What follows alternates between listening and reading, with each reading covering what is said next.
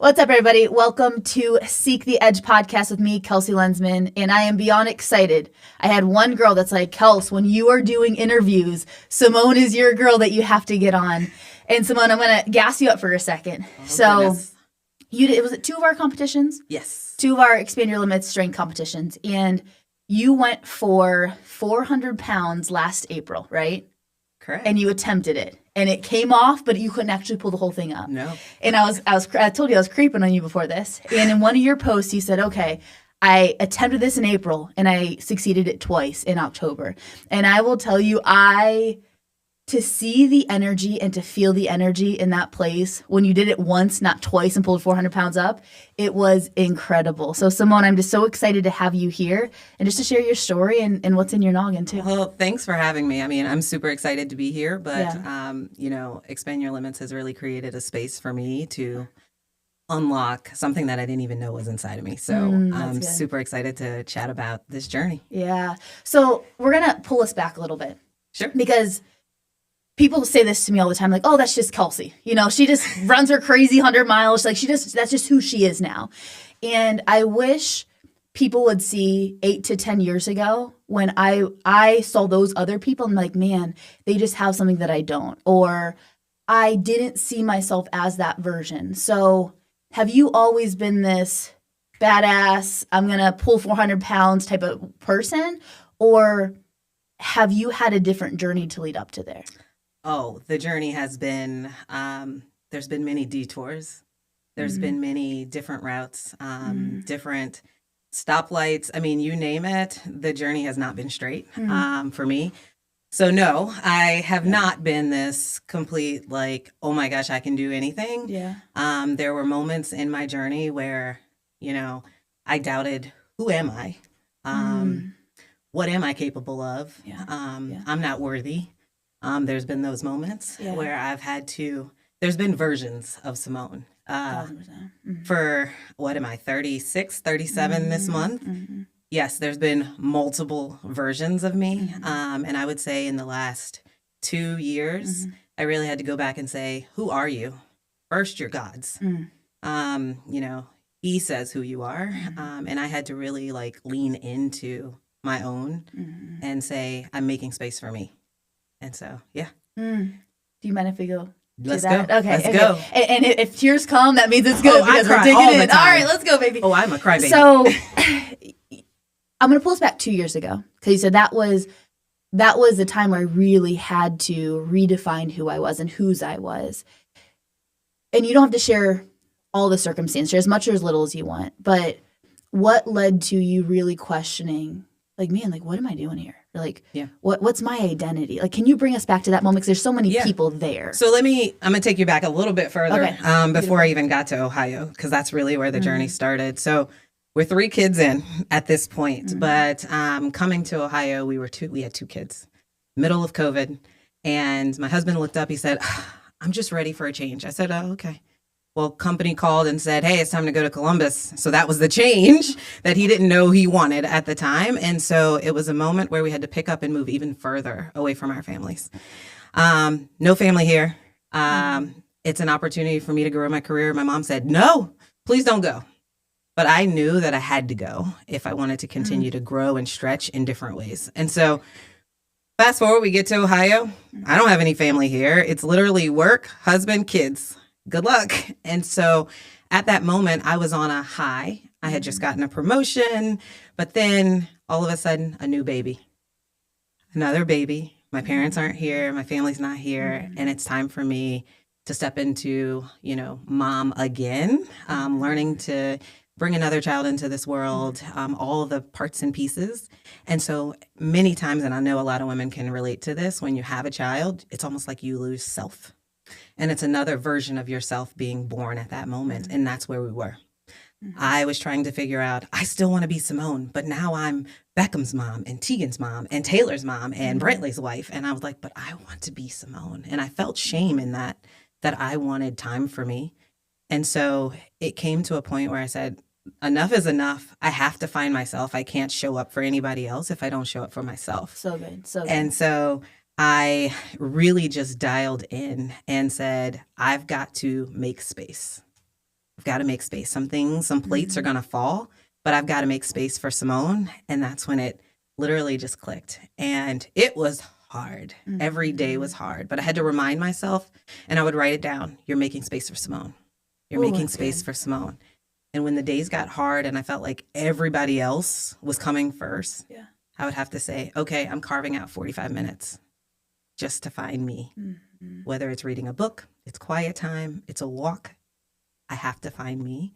And that's really when it started.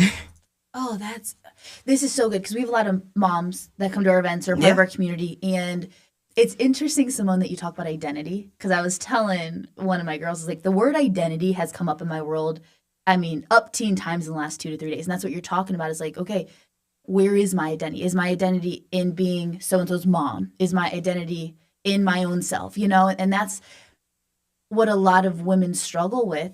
I can't imagine. I have a dog. I don't have kids, you know. I only have a dog. So yes, my identity is Captain's mom, but it's to the complete next level when you love these children, you brought them into the world, but to also have the, I'm going to say, courage to allow that to not be the only defining factor of you. And I've seen this with women, and I want to hear your perspective is, how did you give yourself permission to take that time for you? And I'm going to tell you why. Because a lot of our women, they feel like they're taking time away from their kids. They're taking time away from their family, when really it's them giving themselves that time to give back to them, but they don't see it. So what were those things going through your brain at that point? Oh man. Oh, you're hitting all the spots. Like, I'm getting all the like tears coming, because as I think about, you know, and I can't remember exactly what it was, but there was a moment where I had to realize that I can be all those things. Oh, preach, baby. I can Come be on now. all those things. I can be mom. I can be wife. I can be daughter. I can be sister. I can be career woman. I can be all the things. I just don't have to be them all at the same time. Say that again. Don't have to be all of them at the same time. And I need to be able to give myself grace. And in my Christian journey, I also realized that, like, God is constantly extending grace to us. Why are we not extending grace to ourselves? And when I learned to extend grace to myself, it made it so much easier for me to extend grace to others as they were navigating their individual journeys. And that gives me peace. It's even more beautiful because my workout plan or my workout journey came along during that same time. And the workout plan actually gave me discipline, gave me the opportunity to be disciplined about my time for me, my time with my children, my time with Christ, my time with my husband. And somehow everything fit. It may not all fit every day, but it fit. It fit. No one felt disconnected. No one felt as if I was trading time for time with my spouse or time with my children so I could focus on me. What we started to see is my husband and I started to work out together. And any married couples that work out together, it usually doesn't work at the beginning.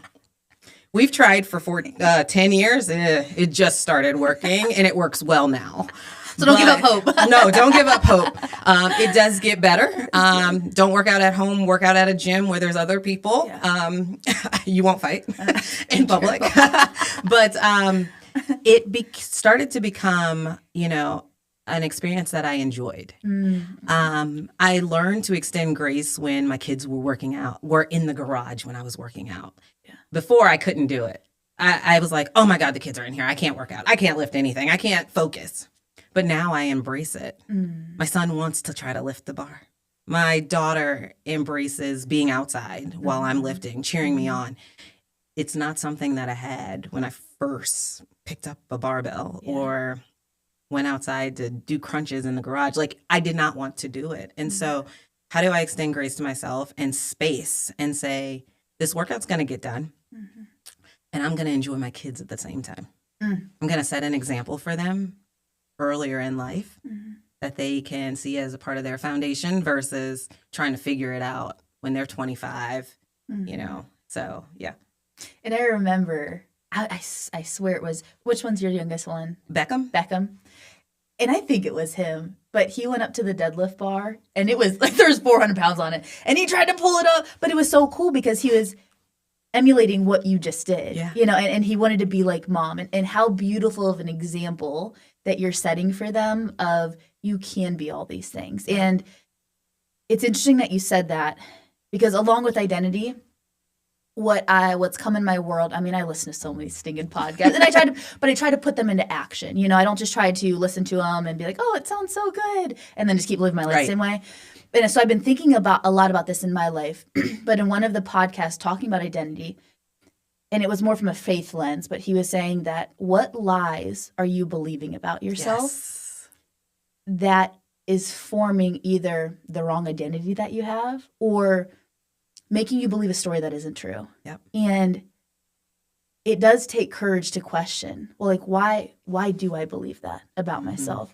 And it does take courage to ask yourself, well, what lies am I believing? Yeah. So to ask you about that previous version of you, what lie or lies do you feel like you believed that you had to break, or that's God's given you the ability to break? No. Whoa, that's a good one. Heavy, right? Though, because if you think about it, it's heavy. It's heavy. Yeah. And, when I think about that, for a long time, it was, you're not worthy of love. Mm-hmm. You're not worthy of the greater things in life. And I'll say this, just if you do the math on my age, you know that I have 3 kids. One's 19, one is 7, and one is almost 2. That's amazing. I'm 36. That means I had a child in high school. Yeah. And so to sit on a pedestal, being in the top of your class, top 20 of your class, and then to find out you're pregnant. And then what is the typical stigma? Oh, they're going to drop out of school. They're not going to be anything more than that. And I had to rise above that. And for a long time, I had to tell myself, you are worthy just because you made a mistake or and I won't even call her a mistake because she's the biggest blessing that life's journey I've ever had. Right. It was a hard moment, but as I was reflecting on my way here, I was thinking about, man, those moments, those God winks that have happened over my life, they're so beautiful. I go back to that moment because when I found out that I was pregnant, shame, complete shame. Felt like I was wearing my scarlet letter at 17. I was a track athlete. I was a softball player. I was an athletic trainer. I was in all honors classes. I mean, this girl did it. I was doing it all. And then all of a sudden, right? Felt like the lights went out. It was a moment with my grandmother. And I vividly remember walking into her house right after finding out, like after my mom and my dad and everybody knows that I'm expecting. She meets me at the door and she says, "Your life is not over. We love you and we will be here for you. God didn't give up on you." That still sticks in my head to this day. And that is a message that even in the pitfalls when I forgot who I was, forgot that I was worthy of something, her message to remind me that God had not forgotten about me is what has helped me rise to the next occasion over and over and over again. And so as I think about it, those God winks, I had a child at a young age. I still finished school on time. I still went to college. She came with me. She was in college clubs that I wasn't even in with my roommate. She was doing her own thing as a little one. I figured it out. Every single year through college, she was there. And so to graduate from college, to go on, start a career, here I am living in Ohio because my career has taken me here. Just the God winks that have happened and the doors that have opened. And so there's periodic moments where I'm like, you're not worthy of all that you received. You have continuously grown your career in corporate America year after year, and moments where I'm like, are you qualified for this? And she's a big dog. For those that are listening, she's in a big pond right now, which is amazing, though. Amazing. Yeah, there's times where I'll look around and say, who are the adults in the room? Because I'm not worthy to be here. And I have to sometimes pinch myself and say, you are qualified. Look at the journey, look at the moments when the company said you had to move to Atlanta from New Orleans. My whole family was in New Orleans. I had to pack up and go. When they said go to Ohio, I was getting even further and further away from New Orleans. Had to go. And I couldn't see the path ahead, but I knew deep in my gut that it was time and that I was going to get outside of my comfort zone. And leaving New Orleans was the hardest part. Leaving the entire network that was helping me raise a baby, and then going to Atlanta and building my village again, finding my church home. And that was the thing my grandmother called every weekend. Did you find a new church? Did you find a church home? Did you find a church? Yes, I have, actually. It was so exciting to tell her that I had found my church. Grandma, I got you. Yes. But I built my village there. And that just gave me, when it was time to go to Ohio, I got nervous again. And I said, pause, look back. You did it. You've already done this. We're past that comfort zone. We're moving to new levels. It's time to go. And so if they told me I had to go to Utah tomorrow, I probably wouldn't be too excited about it, but we'd miss you. We'd figure it out. Yeah. Yeah. There's two things that I really want to hit on.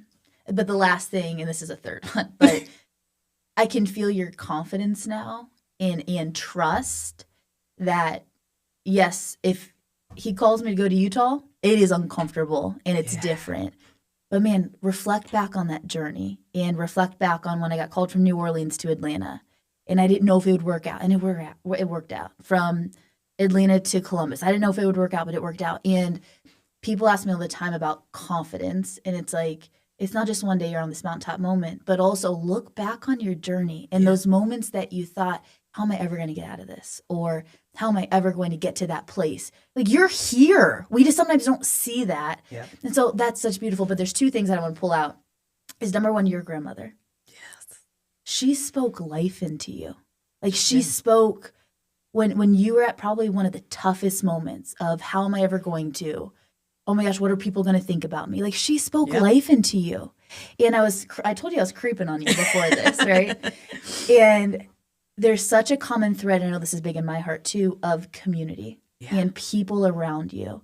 And I don't think enough people talk about really who is in your proximity or who you choose. Like, I want you to be in my life, Samone, because you're that type of person to speak life into other people. Yeah. And you're the type of person to step out of your comfort zone. I'm like, well, shoot, if Samone's doing that, then I can do this, But how beautiful for her to speak life into you at that moment. And how many years later, X amount of years later, probably 20 plus or 15 to 20, that you continually remember that. And not just in that circumstance, but this circumstance. So I want to really challenge those that are listening is don't think of it as just who's speaking life into you, but are you speaking life into people? Because the moment that you start giving that life, and it's not giving just to receive, but I'll be amazed about who starts speaking life into you. Yeah. So that's one thing. Do you have anything else to add into that? Oh, man. No, you're preaching now. You're definitely preaching. I mean, my community, and it's funny you say that because as you were saying it, I was thinking about who have I poured into lately? Who have I poured into? And I started thinking, I checked on my friend Megan. Said, I want you to know I'm proud of you as a mother, as a wife, as a career woman. Yeah. Megan and I have maybe seen each other 8-10 times in life. She lives in Texas. We worked together at one point, but I wanted her to know that I was thinking about her. Called another girlfriend, texted another girlfriend. Haven't heard from you in 2 weeks. I hope that you're starting the week with a renewed spirit and a renewed mind. Have a good day. Literally, that's what I sent her this morning. And so I'm constantly thinking about the people around me. Checked in with my cohort from the YWCA and said, hey, ladies, are we doing brunch soon? It's been 3 months since we graduated. How are y'all doing? Just checking in on my people. It's important that we pour in. Yeah. You get something out of that. Oh. You don't anticipate it, but my cup, I literally say, oh, my cup's running empty. I need to go see my people. I need to see my people. It's important. We need to be constantly in community, constantly building our village. That's the only way you're going to make it. At least that's how I live. I don't think there's a coincidence. Once again, I remember this from our event. you had a village there for you. Oh, I don't play about my village. Like I'm telling you, I was like, I don't want to mess with this village. But it was the people that showed up for you. And actually, I'm going to pull out. You had I creeped on a lot of your Instagram posts. I love it. There's one specifically. I'm going to try to find it in my notes here. Well, this is not the one, but I want to pull into this. This kind of goes back to our first part. It was on your 36th birthday, and it was a quote post. And it said, I'm proud of the woman I'm becoming. My priorities have changed. My tolerance has changed. My mindset has changed. My taste has changed. I'm evolving, and I'm 100% here for it. Yes. And that gives such beautiful summary to everything that you first talked about of evolution and identity change, but also allowing yourself to evolve versus holding on with such a tight grip of what was. Yeah, we can't stay who we used to be. Keep talking. I find this next one. Keep talking. We literally have to shed those layers. That's when growth really starts to happen. When you start literally getting outside of that comfort zone, shedding those old layers, that mindset shift. It's funny you brought up the 36th birthday because when I started 2024, so my wedding anniversary is like the 28th of December, 27th, 28th of December. Okay. We sit down and we say, okay, what do we want to accomplish in the next year? It's a moment for us to like reflect together, but it's also a moment for me to sit down and say, how am I going to start the next year? And I said at the end of 2023, going into 2024, I want to be mentally stronger, emotionally stronger, spiritually stronger, and physically stronger. And then I signed up for your meet. I signed up for the meets. I was stepping into a role they designed for me at work. So there was nobody I can go and say, what do you do in this job? It was kind of like, here's the job. Good luck. Figure it out. Yeah. It's for you. And I was like, okay, I have to define this. I'm in the driver's seat of defining what 2024 looks like. Let's go. And literally, that's what I worked on. It was it wasn't me versus anybody else. The whole year was me versus me. The whole year was me versus me. How can I be better than I was the year before? From a physical standpoint, I said, I've got to get stronger. Mentally and physically, I've got to get stronger. I sat down, I wrote how many days I went to the gym because I could look on Wodify and see how many times I had checked in. For every month, I wrote how many times I had been to the gym in my calendar for each month. The goal was to beat it every single month. It didn't matter if I was traveling for work. It didn't matter. My husband thought I was crazy. He's like, oh, you're taking it like to the next level. I was like, well, if I'm going to change it, I need to hold myself accountable. So I'm going to write it down. And every month I would say, oh, looks like I only went to the gym 16, 17 times this month. Beat it. Like it was serious. I wouldn't wake up and say, I got to go because it's the end of the month and I got to beat this from last year. And so every month it's like, how can I improve? And it wasn't just about going. It was the mindset. Yeah. The mindset was shifting. I was excited. It wasn't, oh, I got to go to the gym. It was, I get to go. I get to go. I get to go to work and change lives. I get to create opportunity.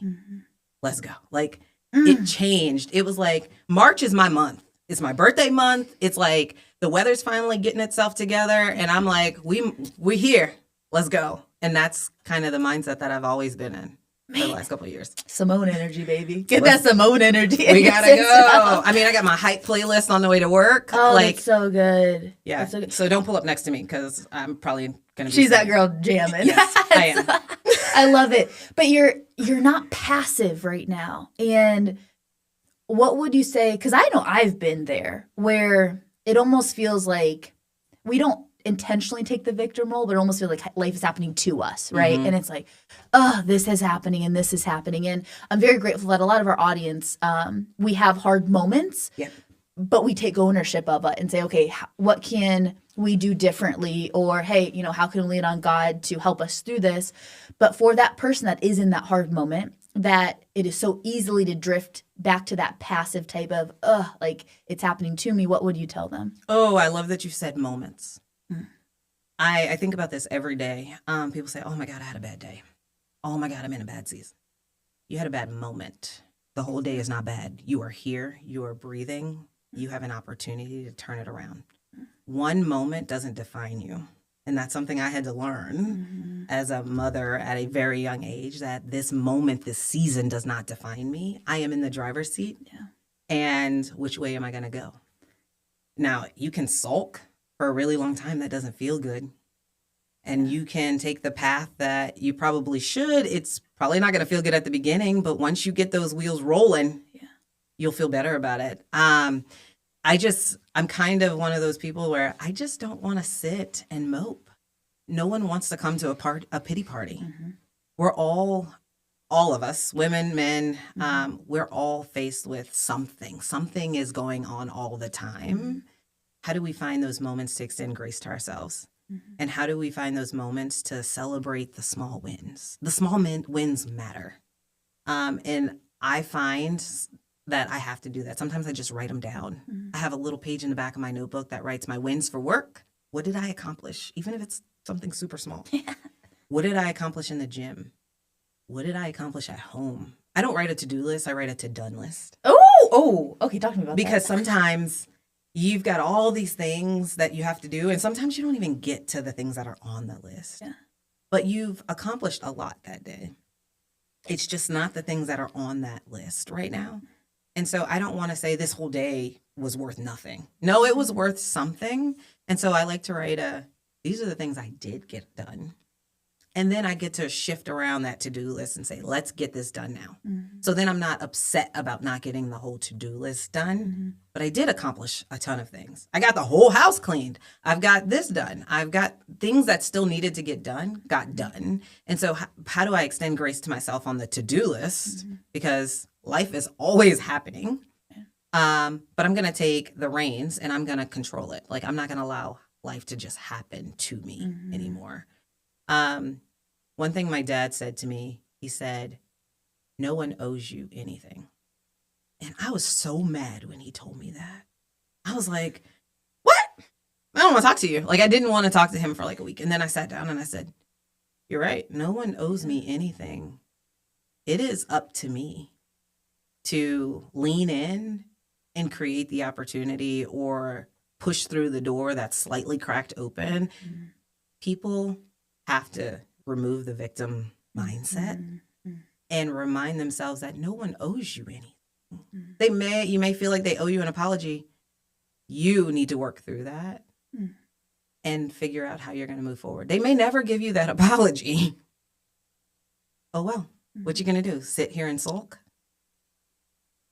So, I mean, I just move on. Like, yeah, I can't. Because it's also so much draining your energy battery, you know. And I had a few women over. We were kind of planning for 25 and talking about dreams and goals and stuff like that. And that's like my jam. I love that. Talk my love language. Like, let's talk through that.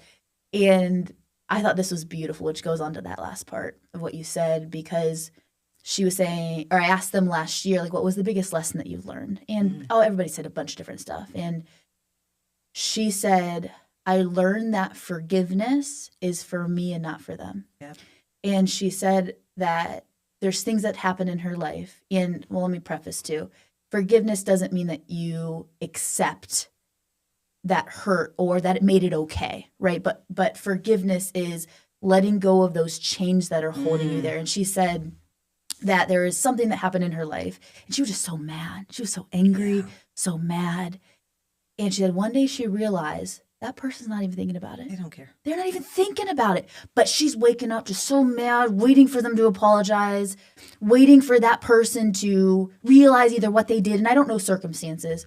But and I was so proud of her for this, because it can be easy to kind of hold on to that, like that bitterness or that anger, right?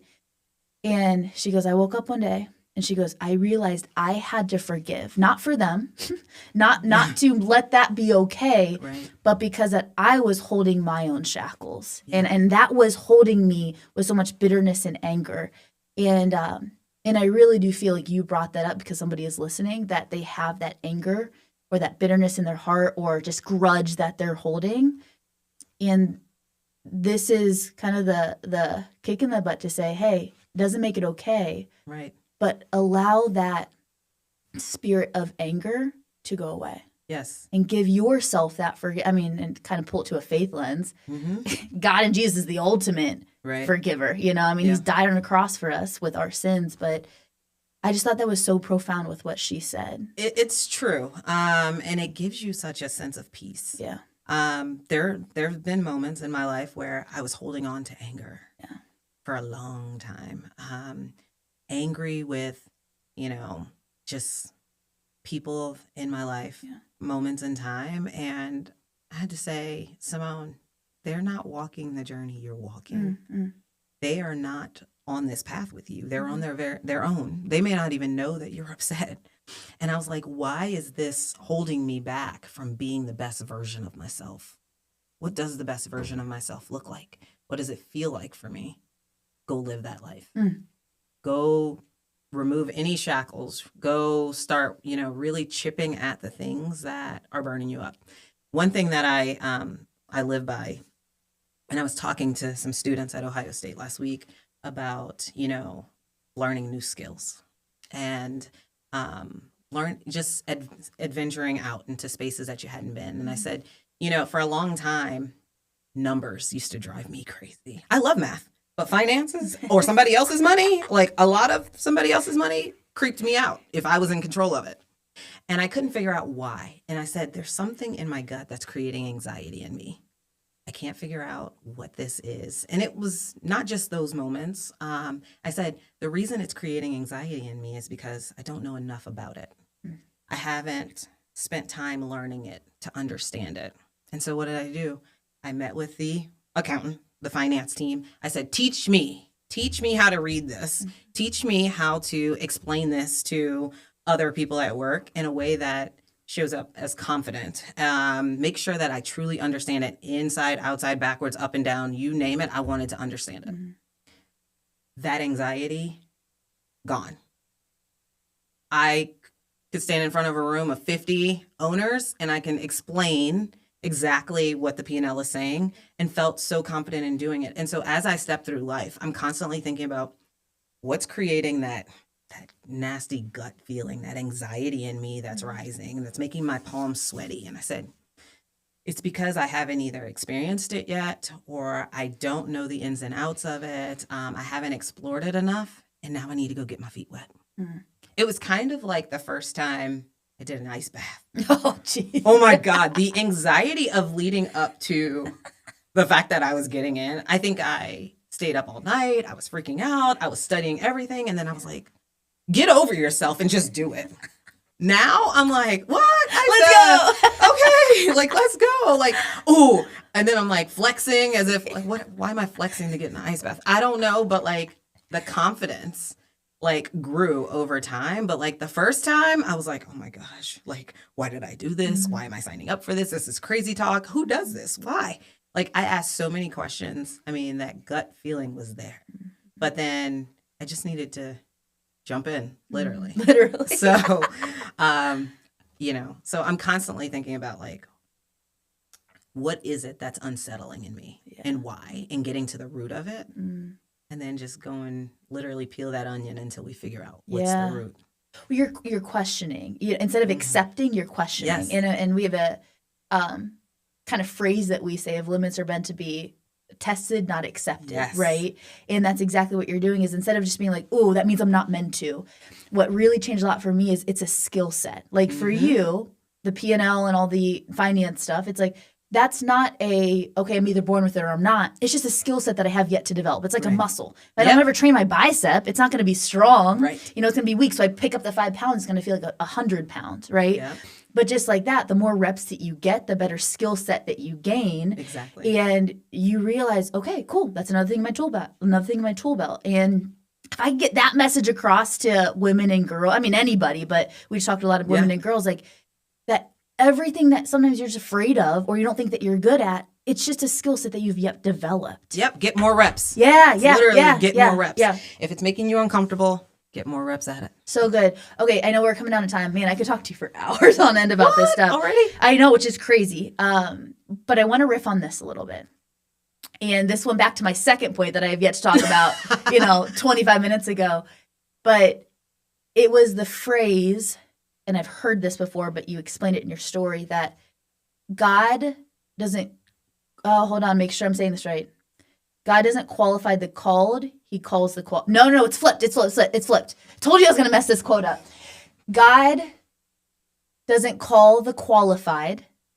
He qualifies the called. I'm going to say that again. Ooh. God doesn't call the qualified.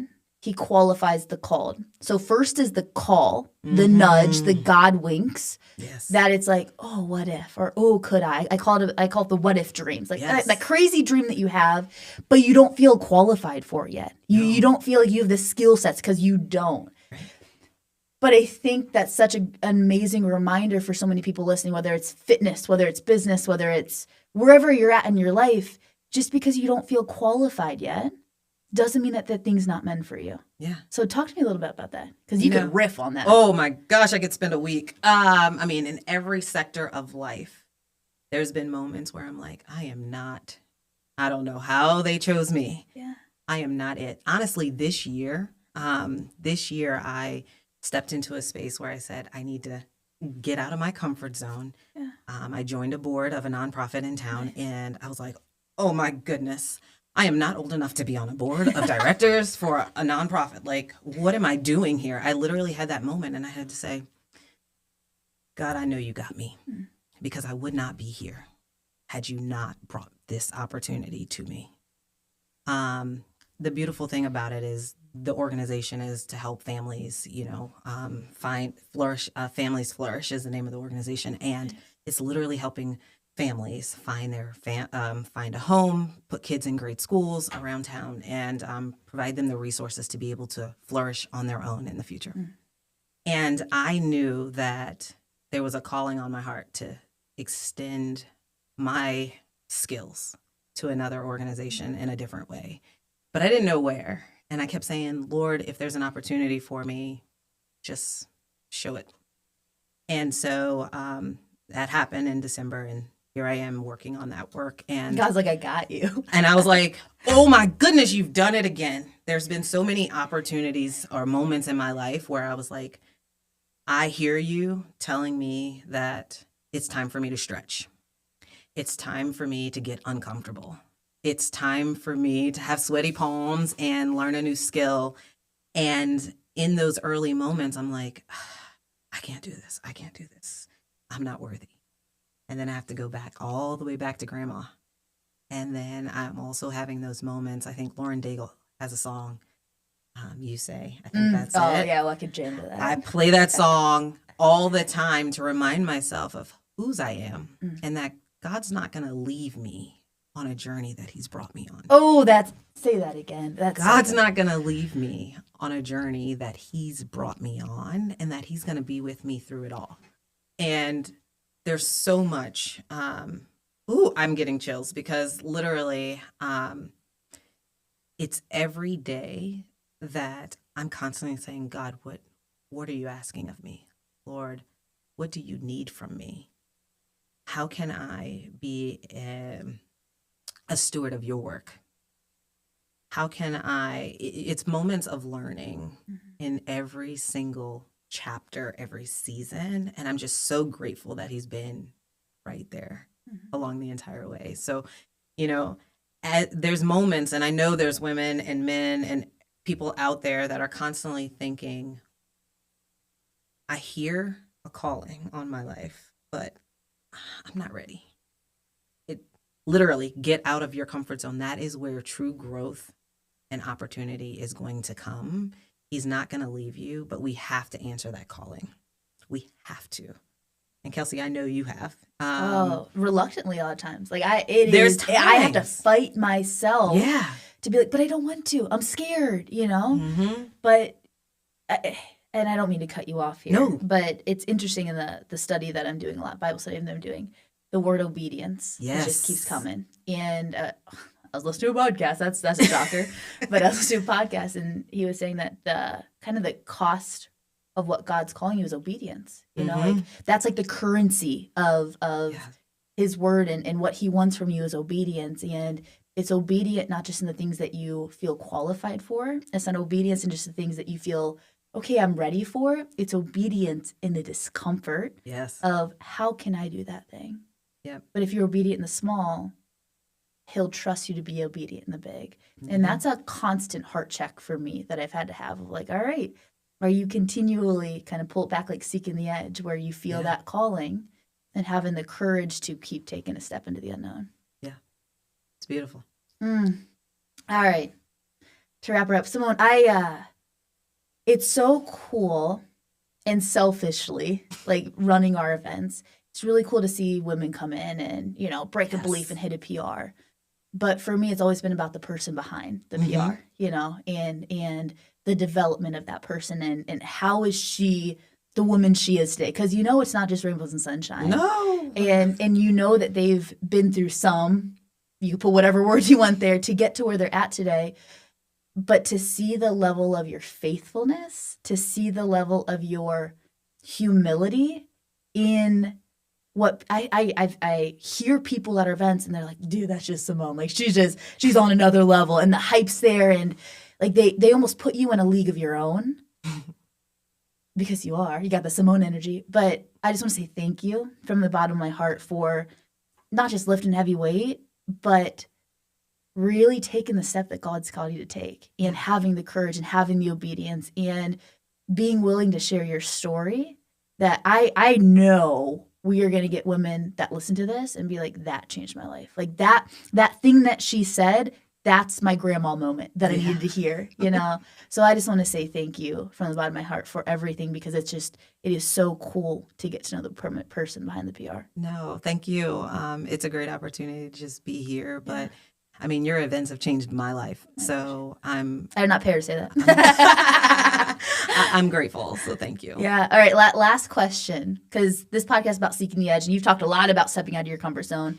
And what many people think of, oh, Kelsey, step out of her comfort zone just means physical. There's so much more than that, man. right? So really, what does seeking the edge mean to you? I'm just going to say that. What does seeking the edge mean to you? Seeking the edge for me really is an opportunity for me to literally lean on God's voice in my life. It's from a physical standpoint, I never envisioned hitting 400 pounds. I mean, it took 2 years to get from 3 to 4, so I never even envisioned that. But it's an opportunity to lean into my faith, lean into my discipline, lean into my training, and be committed to self along the journey, to give grace as I navigate, you know, this uncharted water. And it's not about the end goal. It's about the entire journey. That's where the growth is happening for me, which gives me the confidence to show up on a competition day or to show up in a boardroom or to show up in any space, to show up as mom. It gives me the confidence in all those spaces. So I'm constantly seeking the edge in all that I do. So good. Mic drop. All right, everybody. Thank you so much for tuning in. I know that she's got so many great nuggets. I know I'm taking nuggets from this and excited to apply it into my life. And Samone, just real quick, where would they follow you if they were to follow you or ask you a question if you're open to that? Follow me on Instagram. Okay. My page is wide open. Yeah. And we'll Facebook put it in the as well. show notes too. Yeah. So for sure. Cool. LinkedIn, Instagram, all of them, however you want Get it to all the engage, ways. whether it's career journey, you know, Facebook, Instagram, I'm an open book when it comes to all those spaces. I'm all about building community and lifting women specifically. Yeah. And so I'm here for you. Amazing. So we'll put that all in the show notes, but everybody have an amazing rest of your week. And we talked about it a lot today, but seek the edge of your comfort zone and show yourself the God-given potential on the other side. Love y'all.